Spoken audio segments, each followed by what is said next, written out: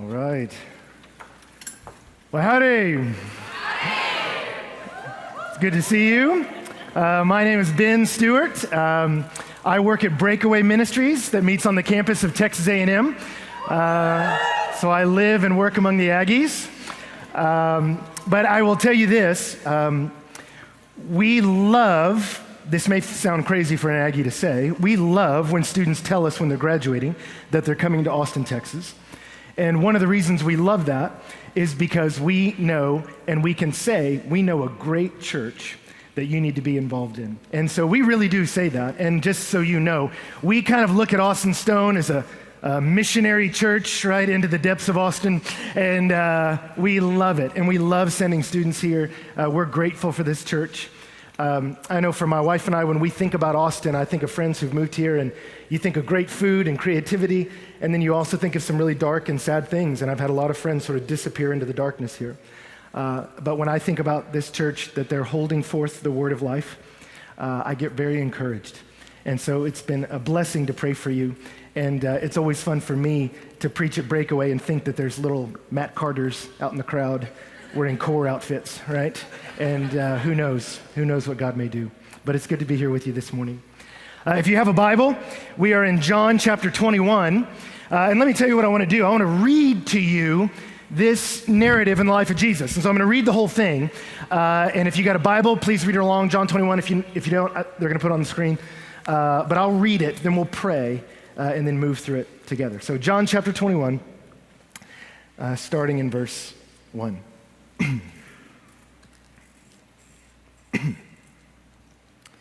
It says this. After this, Jesus revealed himself again to the disciples by the Sea of Tiberias, and he revealed himself in this way. Simon Peter and Thomas, called the twin, Nathanael of Cana in Galilee, the sons of Zebedee, and two others of his disciples were together. And Simon Peter said to them, "I'm going fishing." And they said to him, "We will go with you." And they went out and got into the boat, but that night they caught nothing. And just as day was breaking, Jesus stood on the shore, yet the disciples did not know that it was Jesus. And Jesus said to them, "Children, do you have any fish?" And they answered him, "No." And he said to them, "Cast the net on the right side of the boat and you'll find some." So they cast it, and now they were not able to haul it in because of the quantity of fish. And that disciple whom Jesus loved therefore said to Peter, "It's the Lord." And when Simon Peter heard that it was the Lord, he put on his outer garment, for he was stripped for work, and he threw himself into the sea. The other disciples came in the boat, dragging the net full of fish, for they were not far from land, but about 100 yards off. And when they got out on land, they saw a charcoal fire in place with fish laid out on it and bread. And Jesus said to them, "Come and have breakfast." He said, "Bring some of the fish that you've just caught." So Simon Peter went aboard and hauled the net ashore full of large fish, 153 of them. And although there were so many, the net was not torn. And Jesus said to them, "Come and have breakfast." Now none of the disciples dared to ask him, "Who are you?" They knew it was the Lord. And Jesus came and took the bread and gave it to them, and so with the fish. This was now the third time that Jesus was revealed to his disciples after he was raised from the dead. And when he had finished breakfast, Jesus said to Simon Peter, "Simon, son of John, do you love me more than these?" And he said to him, "Yes, Lord, you know that I love you." And he said to him, "Feed my lambs." And he said to him a second time, "Simon, son of John, do you love me?" And he said to him, "Yes, Lord, you know that I love you." And he said to him, "Tend my sheep." And he said to him a third time, "Simon, son of John, do you love me?" And he was grieved because he said to him a third time, "Do you love me?" And he said, "Lord, you know everything. You know that I love you." And Jesus said to him, "Feed my sheep. Truly, truly, I say to you, when you were young, you used to dress yourself and walk wherever you wanted. But when you're old, you will stretch out your hands and another will dress you and take you where you do not want to go." And this he said to show him by what kind of death he was to glorify God. And after he had said these things to him, he said, "Follow me." And Peter turned and saw the disciple whom Jesus loved following them, the one who had been reclining at table close to him, and said, "Lord, who's going to betray you?" And when Peter saw him, he said to Jesus, "Lord, what about this man?" And Jesus said to him, "If it's my will that he remain until I come, what's that to you? You follow me." Let me pray for us. Well, Father, I want to thank you for these few minutes around your word. I want to thank you for the words we sang at the beginning, whether we've really embraced them inside or not, that you carried away our shame, that our sin on your shoulders, you took it away, and so now we can stand and we can worship. And I just know, God, for some of us, we came in this room and we were just so excited about worshiping a God who rescues and saves. But for many of us, God, that sin, that shame is an impediment to worship. And if we're honest, some dark and some sad things in us have kept us from the freedom of enjoying you. And I just want to pray, God, wherever we are in this room, that you would meet with us and speak to us. And as we see the depths of our shame and see the beauties of Jesus, God, I pray that collision would bring forth hope. I'm praying you'd raise up some hope in this room. And I can't do that, and so we're asking you to. And I want to invite you guys, if you would, to take a minute and ask him, if you're willing, say, God, please teach me something right now.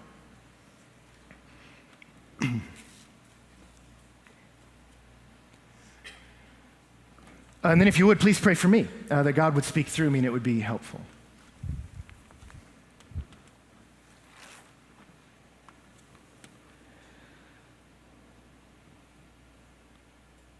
Well, Father, we love you and we trust you. Use this time, and we pray that in Jesus' name. Amen. Well, I was not a Disney kid growing up. In fact, the first Disney movie I ever saw was in high school. I broke my femur and was laid up for several weeks, and one of the women taking care of me decided we were going to have a Disney day, and we watched about 6 in a row, which I don't know what your Disney threshold is. Mine was about 3. And then it felt like all these little singing animals were conspiring to steal my sanity, right? So it wasn't until later that I saw a Disney movie in the theaters. First one I ever saw in theaters was The Lion King, which I don't know if you remember. Well, I'm about to give you some plot spoilers. I hope you're okay with that. Do you remember that moment where the king lion, Mufasa, he fell and he died? I remember being in the theater and watching that, and then through the seats in front of me, I saw a dad sitting with his little boy. And right as we realized he's not getting up, I watched that little face turn towards his dad and go, "Why isn't he getting up, Daddy?" And I remember looking at that and I'm like, okay, that is the saddest thing I've ever heard. I'm like, Disney, why? Why do that to children, right? I don't get it. But even more memorable in the movie than that moment for me was, do you remember the young lion's response? When he saw what had happened. Now, the reality was there were greater forces at play in the death of his father, but the truth was this: his willful defiance had contributed to the chaos of that moment. Do you remember that? And do you remember when the reality of that sunk in on him, that I contributed to this? Do you remember his little heart's response? He ran, and he lived a different life. Now, was it the worst life possible, a life of crime? No. I mean, he made some friends, little warthog, Kuna Matata, all that kind of stuff. But he was miles from where he should have been.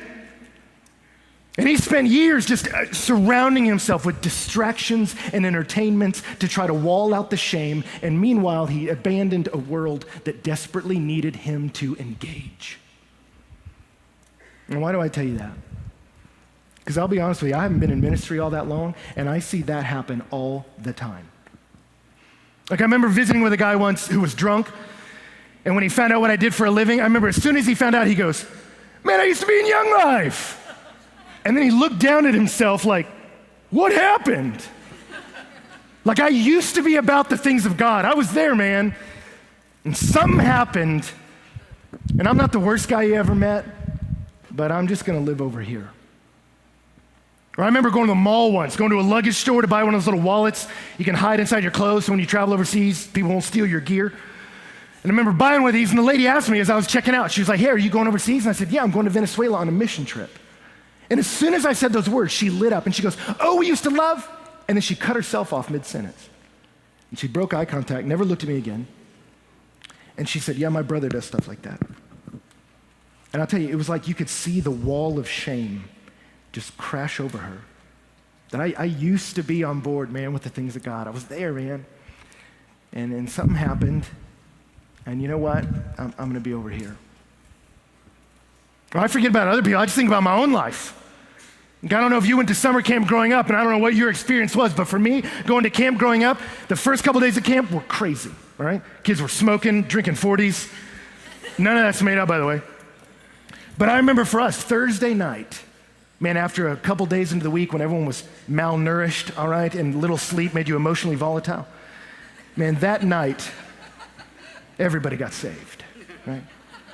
And we'd get in there and the worship would get us riled up and the speaker would get us dialed up. And by the end of the service, I remember everyone was crying. We were locking pinkies, singing Friends of Friends Forever.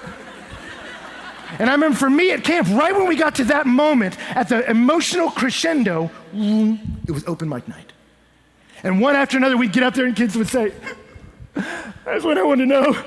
I just got saved. And we're like, didn't he get saved last year? Don't interrupt him, bro. He's on a roll. You're like, oh, all right, fine. But for the rest of us, we would get in front of our peers and we would make these big promises of what we were going to do for God, met by hearty affirmations from the crowd. We would stand up and say, I just want everyone to know I'm never going to sin again. And we're like, I don't think he is. I think he's had such a good week. I think it's done, you know? Another would say, I'm going to tell everyone in the world about Christ. I think he's the next Billy Graham. He's prophesying right now. And on we would go. But I'll be honest, there wasn't a one of us that 2 weeks later hadn't broken every promise. And we found ourselves in our bedrooms surrounded by the same addictions and asking ourselves, what's wrong with me? Okay, there's this class of people that walk around and worship and glorify God, and you know what? I don't know how they do it, and so I'm not gonna be a criminal, I'm not a murderer, I'm not the worst person in the room, but you know what? I'm gonna find a safe little life to live over here. And I just have one question this morning, and that is, what does God think of you? What does God think of you when you're an absolute failure?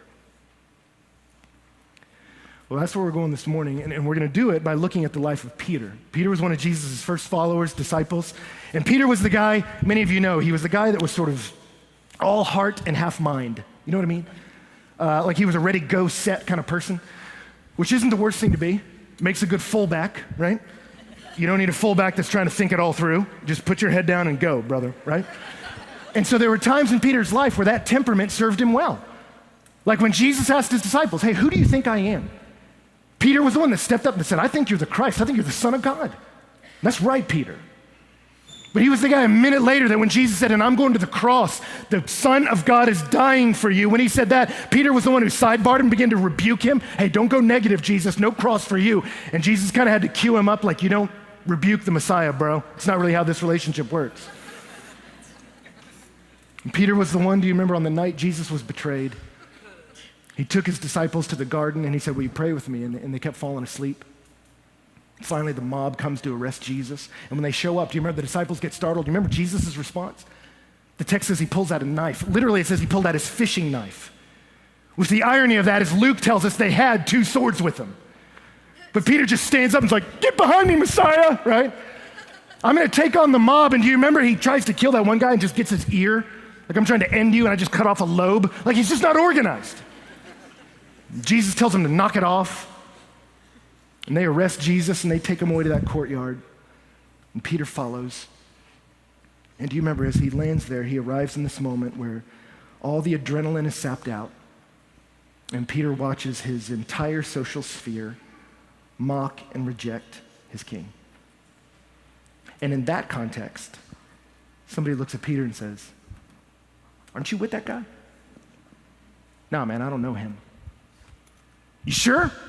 Because you kind of talk like him. I think y'all are together. No, I don't know him. Someone else like, no, I think I saw you with him. And Peter's like, I don't know him. And just to make it clear to everyone, he's not one of those religious people, he starts to cuss again like a sailor. And Gospels tell us that not only did the rooster crow at that moment, but that Jesus looked up and looked right at Peter. And do you remember his response? He ran and he cried. And there's a lot of shame in Peter when we arrive at our text this morning. And when we get there, it says, now after these things, Jesus revealed himself again to the disciples. Now what are these things? They are the death, burial, and resurrection of Jesus. He doesn't stay dead. And in the midst of that, he begins to appear to disciples, and they're all confused by it. He's alive, there's excitement, but there's confusion. What does this mean? And there in the mix of that, angels come to the women and say, hey, go tell the disciples and Peter he wants to meet him in Galilee. And I think they threw in that and Peter because I think Peter wouldn't have thought he was invited otherwise. I messed up, man. I don't know if I'm a part of that group. But they say he wants you there, and so he shows up. But when they get there, do you see in verse 3, it says, and Peter said to them, I'm going fishing. Now, commentators divide on the significance of that. Some people say he was just trying to kill time, so he's going fishing. You don't fish all night just to kill time. Some people say he's just trying to make a little money on the side. I think you have to look at who's talking and what they said. This is Peter saying, I'm going fishing. Like I heard it illustrated this way once. If I went into my living room tomorrow and said the sentence to my wife, I am going to play basketball, she would look at me and assume what I meant was I'm going down to the park down the street and going to do my best to get that ball into that hoop, right? And she'd be right. But many of us remember when Michael Jordan, after that unfortunate little foray into baseball, held a press conference and said the exact same sentence. I am going to play basketball. No one in that room said, oh, with your kids? What do you mean? Like they understood what he meant. This is Jordan. This is career move. This is Peter saying, I'm going fishing. This was a lifetime fisherman. Fishing was all he knew right up until the moment Jesus grabbed him and said, I got a new life for you, bro. You're coming with me. But Peter messed up. So he looks and he says, guys, I'm just going to go fishing, all right? And you notice in the text, and they say, we will go with you. See, Peter's a leader. He influences people. And you do too, by the way. I don't know if you see yourself that way, but we never sin alone, right?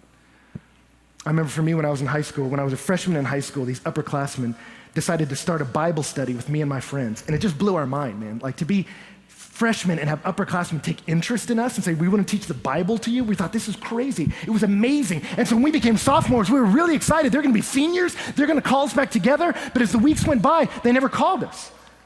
And we're like, what's going on with that? And then finally over time, we figured out what happened. It was their senior year, man. So they all wanted to go get drunk, sleep with their girlfriends, and live crazy.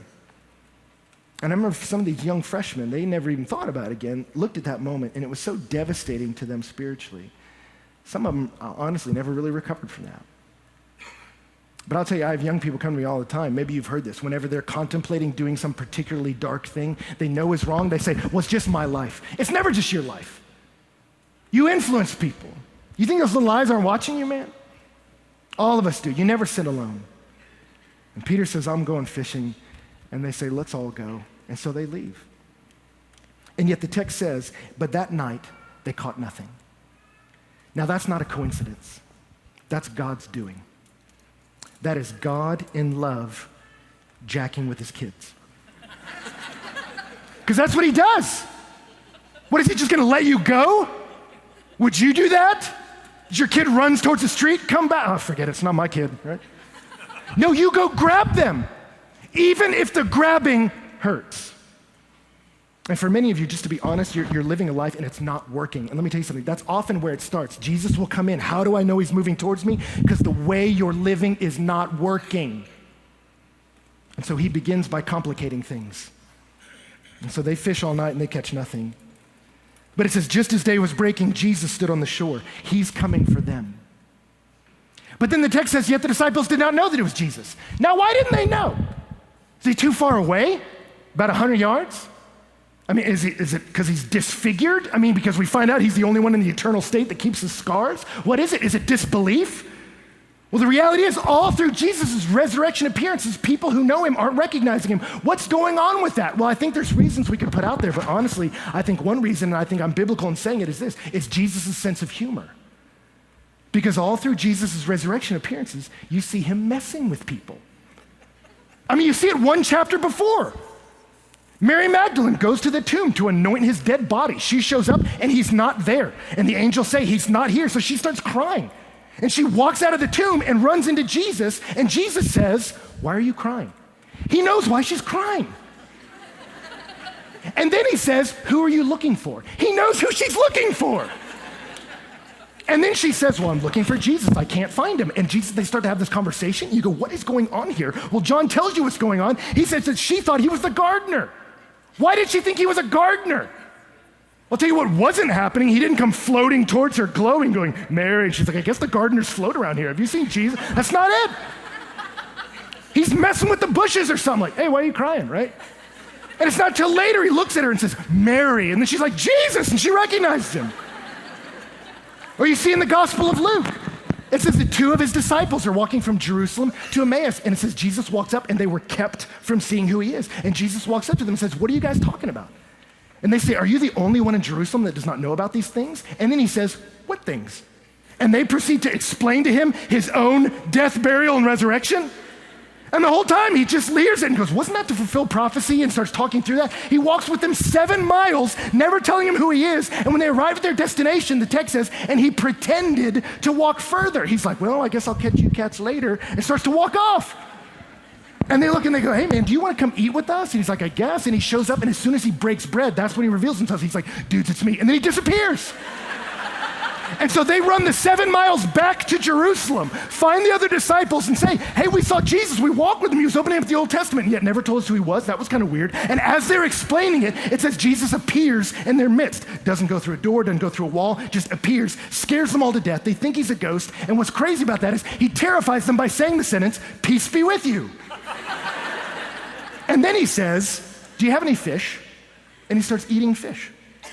That's what in New Testament studies we call an internal proof, like an internal part of the Bible that lets you know this story's true, because no one would make that up. I'm back from the dead. Ooh, is that salmon? Can I jump into that? Let me show you I'm real by just eating a little bit in front of you. Right? And yet here Jesus is, and if you've got the NIV, it's not a bad translation, but you really miss it here. The NIV says he calls them like brothers or something. He doesn't call them brothers. He shows up on the shore. They don't recognize him, but he calls out to them, and he uses the term for children, the masculine form, little boys. And then there's several ways to ask a question in Greek, like in English, but there's one way to ask it that assumes a negative answer, and that's the form Jesus uses. So Jesus shows up on the shore, his disciples out on the boat, and literally he says, little boys, you don't have any fish, do you? And I love their response. It says, and they said to him, no. It's like you can feel the frustration. And then Jesus says to them, cast the net on the right side and you'll find some. And so they cast it, now they're not able to haul it in. Now some of you hear that and you go, Ben, I've heard this story before. No fish, switch sides, more fish. I've heard this. Well, maybe you heard it here. Maybe you heard it in Luke chapter 5. Because this isn't the first time Jesus did this miracle. He did it one other time. And it was at the beginning of his ministry when he first called Peter. And I love the way the movie Jesus of Nazareth does it. I don't know if you watch Jesus movies. A lot of them are really weird. And mainly a lot of them are weird because they're just really wooden acting. The way they do the lines, it doesn't make any sense. So like Peter's talking to him and saying, we fished all night and caught nothing. Yet at your will we will go. And you're like, I don't even know what that means. I love the movie Jesus of Nazareth because in that first moment where Peter meets Jesus, you see Peter's frustration. That he comes in and they say, hey, why don't we go back out? And he's like, I'll tell you why. Because I just fished all night and caught nothing. It's a waste of my time. Well, no, let's go back out. Well, what would we do that for? And he's just angry. And he goes back out there with Andrew, his brother, and with Jesus, and they fish and they catch nothing. He's like, you see? And Jesus is like, hey, why don't you switch sides of the boat? And he's like, oh, switch sides? Like the fish are over here, not over here? Really? What do you do for a living again? You're a carpenter? Oh, this is brilliant. And he's just so frustrated. Right until the moment he does what Jesus says. And so many fish show up, he can't pull it in. And do you remember in that moment what he did when he realized God just showed up in my boat? He hit his knees. And he said, get away from me. I am not a good person. And do you remember Jesus' response? He said, no. No, you're mine now. I have a whole new life for you. And I want you to catch this morning. I don't want you to miss this. That's how Jesus called Peter. Now here in the moment of Peter's great shame, I abandoned Jesus, broke my promises, did that thing again. In this moment, how does Jesus respond? He recreates the very same miracle that he used to first call Peter into relationship with him. This isn't Matthew's tax booth. This isn't Nathanael's fig tree. This is Peter's miracle. That's why the text says, and John turned to Peter and said, it's the Lord. He's calling out you, Peter. Yes, you, the one who did that. We all saw it. He's talking to you, Peter. He's doing it for you, Peter. There's a message he's sending to the Peters, and that is the door is still open. And I love Peter's response, and I'm hoping it'll be yours. Peter doesn't run away from him, and I see so many people do that. When they do the thing again, they begin to distance from God and his people. Peter, when he sees that it's the Lord, He dives into the ocean and swims towards him. And I'm hoping that's your response. Jesus sends a message to Peter. The same relationship back then is open now, Peter. I know what you did. I still want you. And Peter responds the right way. He swims towards him. Just pulls a full Forrest Gump, just throws himself into the sea. I love that, the way it says that. And I love you see the disciples' interaction with each other. John says, but the other disciples came in the boat, dragging the net full of fish because we were not far from land, about 100 yards off. That's how John says. He's like, the rest of us just like rowed 3 times. Come on, Peter, you can do it. Just let him do it. And we got there together. But they get there on shore, and I love it. It says there's a charcoal fire, remember that, with fish laid out on it. Jesus already has the fish handled. I love that. He doesn't need what you're bringing. Isn't that great? But he invites you anyway. He says, bring some of what you caught. And then in verse 12, he says, come, have breakfast. How does he respond to you when you're a failure? Does he scream at you? Some of you think that. Some of you, when you do it again, whatever your besetting sin is, this incredible voice of shame and condemnation and guilt thunders on you and presses on you, and you ascribe that to God. Is that how he treats them? Does he stand on the shore and go, what are you doing out there? Get out of that boat! That's how some of you think he talks. And what does he do? He's gentle. He's even playful. He cooks them breakfast. He cooks them breakfast, man. A meal in those days, and it's true today, is something you would do with friends. You eat with the people you like. And he says, I want you to have relationship with me. And in Peter's moment of deepest shame, Jesus is sending a message. The same relationship that was back then, back in high school, back in college, back in a week ago. It's still here, man. I'm not going anywhere. The door is wide open. You come right back to me, Peter. And he recreates the miracle. But the beautiful thing is, maybe the difficult thing is, it's not the only thing he recreates. And truthfully, I don't know if Peter was able to eat that much when he showed up on shore. I don't know, because Jesus does something else when he gets there. He recreates the moment of relationship to send a message. The relationship's open. But when they get there, he recreates another moment. If you saw in the text, it says Jesus had made a charcoal fire. Now, there's all kinds of fires in the Bible. People starting fires all over the place, fire everywhere. Charcoal fire is a very different kind of fire. It's actually only mentioned twice in your entire Bible, both in the book of John. There's this one that Jesus just built, and then there's the one a few chapters ago. It was the one Peter was warming himself around when he denied Jesus 3 times. So Jesus recreates the moment of relationship, and then he recreates the moment of deep failure. And he says, I want you to know I love you. The door is open. I am here for you. You are my kid, and I am never going to leave you. My love does not fail, Peter. But we do need to talk about this. And so I don't know if Peter ate anything. I don't know if he came wheeling onto shore and saw that fire and just slowed down. Or if he didn't catch it there, he certainly caught it later in verse 15. When they had finished breakfast, it says, and Jesus said to him, Simon, son of John? Jesus never calls him that. Only calls him that 4 times, and it's at the most intense moments in their relationship. It's like when your parents call you by your full name, right? Benjamin Clayton Stuart. I gotta go, boys. Why? I don't know, but something's going down, and it's probably not good. Simon, son of John, you love me more than these? Now, commentators divide on who the these are, because the grammar can go one of 2 ways. Some people say it's the disciples. Because the last time they had a meal together, Jesus said, hey, you're all gonna scatter. You're all gonna fail. And Peter's like, not me, bro. Rest of these monkeys will. I got this covered. And some people think what Jesus is looking here is going, you still think you can serve me out of your own resources and power, Peter? You can't, bro. You can't. It could be that. Other people think, and the grammar allows it, that the these are not the disciples, they're the fish. That Jesus is looking at them and saying, which do you want, man? I called you away from this. I called you to be a fisher of men with me. What do you treasure, bro? I don't know which it is. Part of me thinks maybe Jesus just sort of looked at a disciple eating fish and kind of covered them all. Do you love me more than these? And just kind of got it all. I don't know. Yes, Lord, you know that I love you. And said to him, feed my lambs.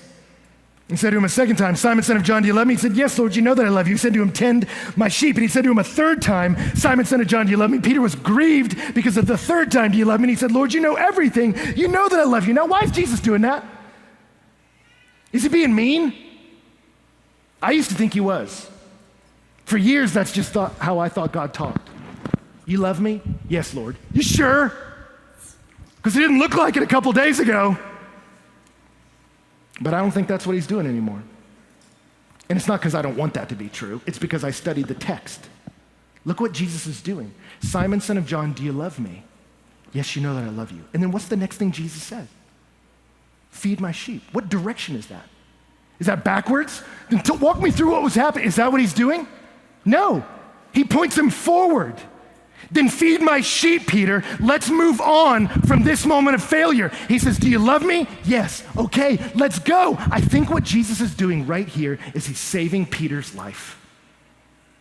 Because I think if Jesus didn't do this, then every morning when a rooster crowed, it would be a clarion call to Peter. You're a loser.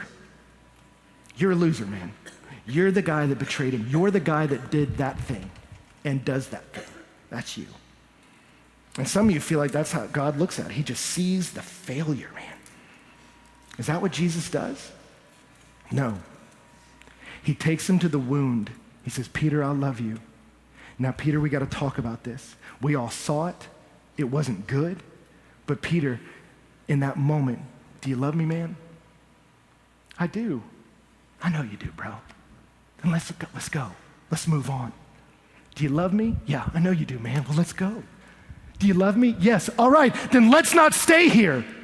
Don't let the failures of your past define now. And I see so many people do that. They are not a part of missions. They are not a part of worship. They're not actively engaged in sending the gospel out to their culture. Why? Because shame has made them live a safe, boring life. And Jesus is trying to save him from that, saying, Peter, do you love me? Yes, then let's move on from your shame because they're sheep, Peter. There's a world out there. They're sheep. That's not a compliment. Sheep are stupid animals. They'll die of dehydration within feet of water just because they can't see it. It's right there. They have no natural defenses. Now, other animals can run or bite, or even lizards do that red thing comes out and you're like, I don't want to get involved in that. I don't know what that means. Sheep do nothing. Can't even run. They're just nature's victim. That's it. And he says, Peter, that's the world. Look at your junior high. Look at your high school. Look at your city. Look at your office. They don't even know where they're going, man. Life is right in front of them. They can't even see it.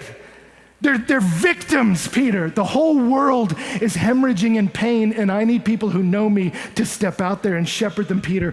Don't get sidetracked by your failure. We all saw it. It was terrible, but I went to the cross, and I died for it, and I buried it. So when I rose, I can open up the doors of relationship and say, get in here, Peter, because I love you. I want to eat with you. I want to heal you, and I want to set you free to be a healing force in this dark world. That's what God does. Let's recreate the relationship. Let's heal the wound and let's move on because there's a hurting world out there and they need us, the people of God, to believe the message of God and not to be victims of their shame anymore. And so when they're done eating, Jesus gets up and he says, follow me. The visual there is it looks like Jesus gets up and moves because he says, Peter, follow me. And it says John is kind of behind him. And Peter says, what about that guy? And Jesus says, if I want him to stay alive till I come back, what do you care? That has nothing to do with you. Peter, I'm talking to you about you. I want you to follow me. And he tells him, Peter, you used to dress yourself, do whatever you wanted. It's not your life anymore. Someone else is going to dress you and lead you where you don't want to go. And they understood that was a Roman euphemism for his death. And the text tells you, Jesus was telling him by what kind of way he was going to glorify God. And I just love that because all of us are going to die, right? The rate of death is still the same all around the globe, 100%, one per person. And yet he tells Peter, Peter, your death is going to glorify me. And I want that to be true. And so he tells a broken Peter, Peter, let's get out of there because I have a whole new trajectory for you. I'm going to heal you. I'm going to set you free to love these sheep and glorify me with your life and even with your death. So Peter's, follow me. Peter says, what about that guy? I love Jesus' response. He says what your mama said to you when you and your siblings got in trouble. But mom, what about him? I'm talking to you about you. Remember that? I want to follow you, but my friends, hey, I'm talking to you about you. Well, I want to follow you, but my family doesn't like coming to, hey, you know what? Let's pray for him, but I'm talking to you about you, Peter. You follow me. You follow me. And that's the question. Sinner, struggler, you don't have to be caught up in the bounds of shame anymore. Jesus has set us free, and he set us free to a purpose. So what are you going to do? You follow me. Let me pray for us.